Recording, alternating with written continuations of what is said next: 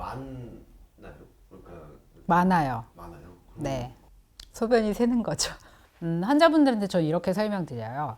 나이가 먹어도 변실금은 잘 안 생기거든요.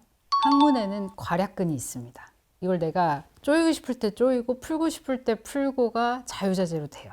허리나 이런 데 문제 생겨서 이게 풀리지 않는 이상 제형 자체가 몹시 묽어서 조절이 안 될 때 빼고는. 그런데 아기를 낳든 안 낳든 이거는 분만하고 크게 상관없고요. 거의 한 50대 후반 여성분들한테 물어보면 거의 여지없이 셉니다. 소변이.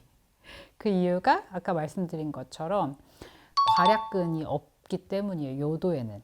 항문은 괄약근이 있는데 요도에는 괄약근이 없다. 이렇게 생각하시면 되고, 그러면 우리가 도대체 소변을 원래 어떻게 참는 건가요?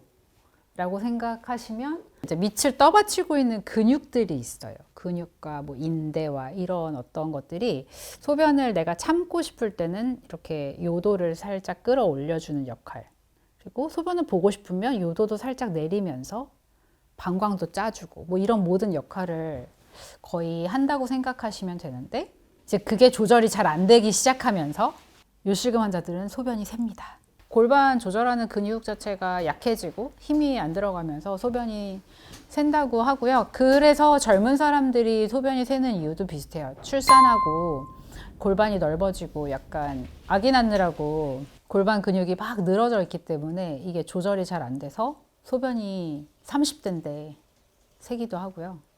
그래서 많이들 고민하시죠. 나 젊은데 오줌이 새네 이렇게. 그런 얘기 있잖아요. 뭐 성병 관련 너 때문이 나 때문이 너 때문이 나 때문이 근데 알고 보니까 뭐 이쪽은 없었고 뭐. 잠복기가 있고요. 무증상 감염자가 있어요. 그건 다른 얘기예요. 잠복기라는 것은 얘가 잠복했다가 빵 하고 나올 거야 이런 거예요. 뒤늦게 아는 거죠. 아, 내가 그때 잠복기였네 이렇게. 근데 무증상 감염자는 감염이 돼 있지만 아무 증상이 없는 상태 또 있어요. 남성한테 그게 많다는 거죠. 증상이 없어. 본인한테는 해가 안 돼. 근데 이제 파트너한테 해를 주는 거죠. 그럼 그걸 굳이 치료를 안 해요? 네, 근데 법정 감염병은 그런 경우가 거의 없고요. 사실은 다른 자잘한 균들 같은 경우에는 그럴 수 있죠. 남성한테는 그렇게 해가 안 되는 어떤 균이나 여자한테 갔더니 이게 뭐 질에서 이상한 냄새를 나게 한다든지, 유레아 플라즈마 유레아 라이티쿰 뭐 이런, 그러니까 이름이 긴 아이들이 있어요. 이게 유레아라고 붙으면 소변 유래 균이거든요.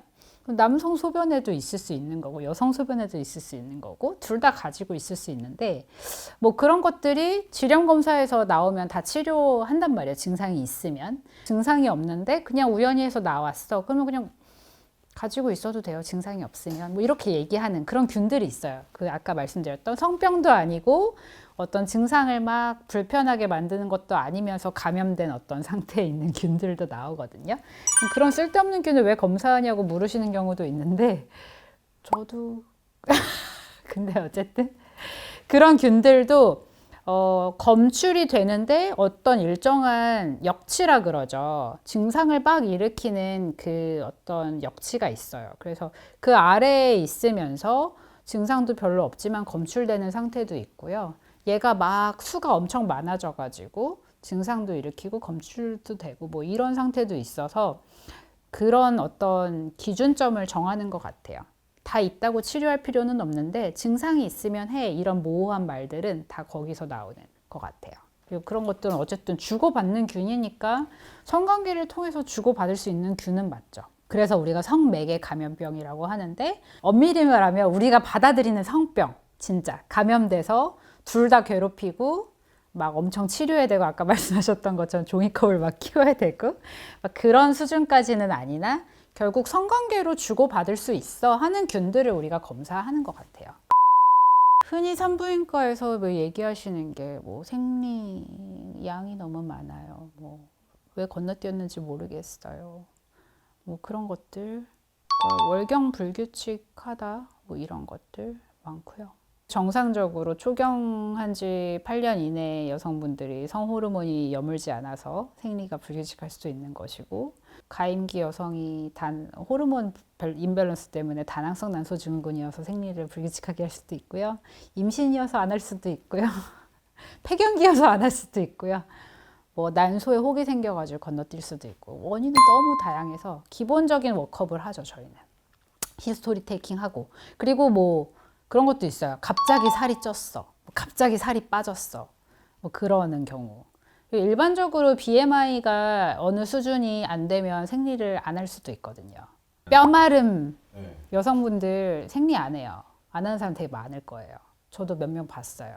자기 그 연습생인데 생리 안 한다고 엄마랑 병원에 많이 와요.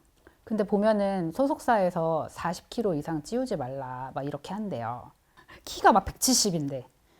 그래가지고 저희 교수님이 연예인을 할 건지 생리를 할 건지 둘 중에 하나를 선택해라.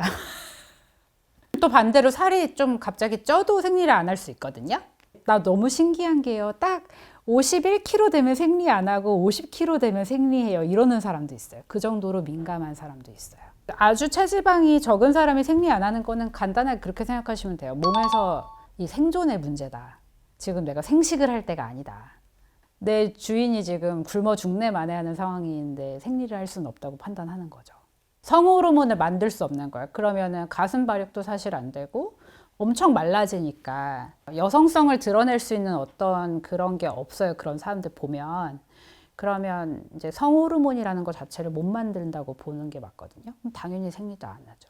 그러니까 그 사람의 적정한 어떤 호르몬 체계에서 얘가 괜찮다고 평가하는 어떤 체지방량이 있는데 그거 이상으로 살이 쪄버리면 우리 성호르몬의 대부분의 소스가 지방에서 굉장히 많이 나오거든요. 근데 지방이 너무 과해. 그러면 이제 쓸데없는 호르몬들을 많이 만들게 되는데 우리가 생리를 하려면 결국은 밸런스가 중요하거든요. 여성한테도 일부 남성 호르몬 성분이 나오니까 그런 밸런스가 있는데 이제 그게 깨져버리는 거죠.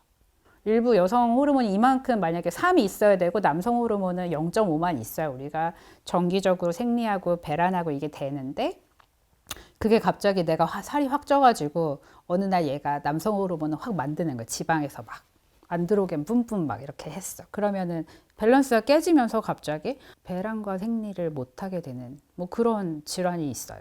뭐 그렇게 되면 월경을 못합니다. 그래서 복잡해요. 그냥 단순히 생리 안 해요가 원인이 굉장히 많아요. 저는 그리고 산부인과 의사인데 엄청 또 그것도 많이 물어봐요. 잘 못 느끼겠어요. 이런 거. 성상담 되게 많이 하세요. 왠지 내 생식기를 보여주니까 물어보는 과가 여긴갑다 하시는 것 같아요. 근데 이제 저는 이제 제가 본 어떤 구조와 어떤 그런 것들을 토대로 성심성의껏 대답해 드리기는 하는데 대부분은 용기를 북돋아 주는 말을 많이 하죠. 여자들 왜 내가 질이 헐거운가? 이렇게 생각하는 포인트들이 있어요. 뭐 요가 요즘에 이런 거 많이 하시고 뭐 하니까 질에 바람이 들어갔다 빠지면서 민망한 소리가 나요. 흔히들 질방기 이렇게 얘기하시는 어떤 그런 거. 보통은 성관계 할 때도 많이 엉덩이 이렇게 쳐드는 뭐 후베이를 한다든지 뭐 파트너가 삽입할 때 공기를 많이 집어넣는 체위를 한다든지 이러면 그거를 젊을 때는 이 공기가 훅 들어오는 일도 사실 드물고 그리고 공기가 막 들어오더라도 조금씩 이렇게 조절하면서 뺄 수가 있다가 나이 들면서 이제 그게 안 되는 거야. 그러면은 공기가 훅 들어왔다가 갑자기 훅 빠지면서 뿍 소리가 나는 거죠. 그러면 이제 질이 헐거워져서 그런가? 이렇게 생각하시거나 아니면 뭐 늘상 계속 관계했던 파트너인데 성기가 자꾸 빠져요. 내가 헐거워졌나? 그리고 제일 안 좋은 케이스는 남편이 헐겁대요. 이런 얘기 하셔서 오세요. 그래서 내가 뭘 하면 좋을까? 이런 거를 많이 물어보러 오시죠. 지금 이렇게 빈 공간을 우리가 채우려고 하는 거잖아요. 그런 것들을 이제 쭉 필러부터 해서 임플란트부터 우리가 질 지방 이식도 있고요. 끝판왕은 우리가 질 축소 수술이 있어요. 이렇게 쫙 말씀드리고요. 거기서 사실은 내가 가장 프렌들리하고 할만하다. 이렇게 평가하는 걸 대부분 골라서 하시는 거거든요. 그 중에 이제 새로운 옵션이 생겼다고 보시면 되는 거죠. 임플란트. 수술은 싫은데 뭔가 시술적인 효과는 좀 극대화해보고 싶다 이러면은 괜찮은 것 같아요. 요즘에 제가 그래서 그런 질에 실 넣는 거 하고 임플란트 넣는 거 하고 질에 지방 이식하는 거 하고 이런 거 하고 있는데 효과들이 꽤 괜찮은 것 같아요. 필러 대비. 수명도 그렇고. 지방 이식 더 설명 한번 해주시면 좀. 지방 줄기세포가 있죠. 우리 줄기세포는 여러 군데에서 뽑을 수 있는 거 아시잖아요. 근데 그 중에 이제 지방 줄기세포를 하면서 지방 이식도 같이 하는 경우가 있어요. 그러면 지방 생착률도 좀 올라가고 줄기세포도 좀 넣어주니까 뭐 재생이라든지 이런 효과까지 있어서 하는데 보통 과정은 단순해요. 내가 원하는 부위에서 지방을 일정량 뽑고 일부 떼가지고 이제 줄기세포를 뽑아내고 일부는 이제 정제해가지고 다시 이식하는 거죠. 내가 원하는 부위에다가 원하는 양만큼 이식을 하는 건데 보통은 얼굴 쪽은 많이 했어요. 얼굴도 그렇고 가슴 쪽도 그렇고 뭐 이렇게 성형외과에서 워낙 많이 하다 보니까 지방 뽑는 것 자체도 그렇고 그거 넣는 것도 그렇고 생각보다 이제 질 쪽으로 지방 이식을 많이 안 했더라고요. 산부인과 의사들이 그런 뭐 지방 뽑는 거나 이런 것도 사실 뭐 많이 하지도 않을 뿐더러 우연한 기회에 이거 누가 이거 지방 뽑았는데 어떤 환자분이 얼굴도 하고 싶고 여성 성형도 하고 싶어 한다. 그래서 같이 해보자 이래가지고 질에다가 일정 이제 지방을 필러 넣듯이 넣었어요. 그랬는데 이게 생각보다 자리도 잘 잡고 왜냐면 질 쪽은 얼굴보다도 훨씬 더 이 혈액순환이 잘 되고 좋기 때문에 지방을 뭐 얼굴처럼 빵빵하게 안 넣어도 생착률이 꽤 괜찮고 이게 결국은 이론상으로는 내 지방이고 자리만 잡으면 사실 수명이 영구적이라고 보는 거거든요. 그러면 이제 환자분들도 되게 만족하죠. 왜냐하면 필러 넣으려고 왔는데 이거 한 2년이면 다 없어져요. 이렇게 얘기하시면 환자분들이 이렇게 굳이 그래서 약간 그 수명 짧은 거에 대한 어떤 한계가 있었는데 지방 이식하고 났더니 결과도 괜찮고 꽤 오래 가고 이제 그러니까 환자분들도 되게 만족하시고 지방 뽑으면 얼굴도 넣고 지레도 넣고 이런 식으로 주기는 사람마다 다른데요. 요즘에는 이제 반영구 필러라고 막 얘기들 하는데 초반에는 완전 영구 필러가 있어요. 안 녹는 거. 근데 그게 하도 문제가 많이 생기니까 요즘엔 대부분은 시간 지나면 다 흡수돼 버리는 필러 성분만 지금 다 인증받고 쓰고 있는 거거든요. 그러면은 흡수가 된다는 건 결국은 몸에서 계속 내 걸로 받아들인다 했잖아요. 그러면서 동종 콜라겐이니까 그 콜라겐이 결국은 또 노화 과정도 있고 시간이 지나면서 풍화처럼 깎여서 없어지듯이 똑같이 몸에서 점점 흡수돼요. 그래서 그런 반응이 활발한 사람은 넣고서 진짜 뭐 한 6개월 만에 온데간데 흔적도 없어지기도 하고요. 그럼 면역 반응이 좀 약한 사람들은 3년이 지나도 좀 단단하게 만져지기도 하고 필러는 좀 그런 것 같아요. 뭐 요즘에 문제 많잖아요. 필러 넣고 사망한 케이스도 있었고. 근데 그게 뭐 필러 자체 성분의 문제라기보다는 이제 주입하면서 문제가 생긴 걸로 생각하고요. 성분 자체도 알러지 반응? 그거야 뭐 어떤 거에든 사람이 민감하면 생길 수 있는 것이고 또 염증 반응이 생길 수 있죠. 예.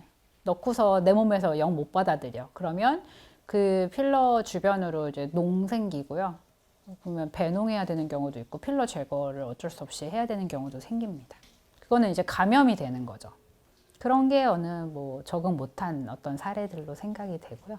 그거 외에는 뭐 없습니다.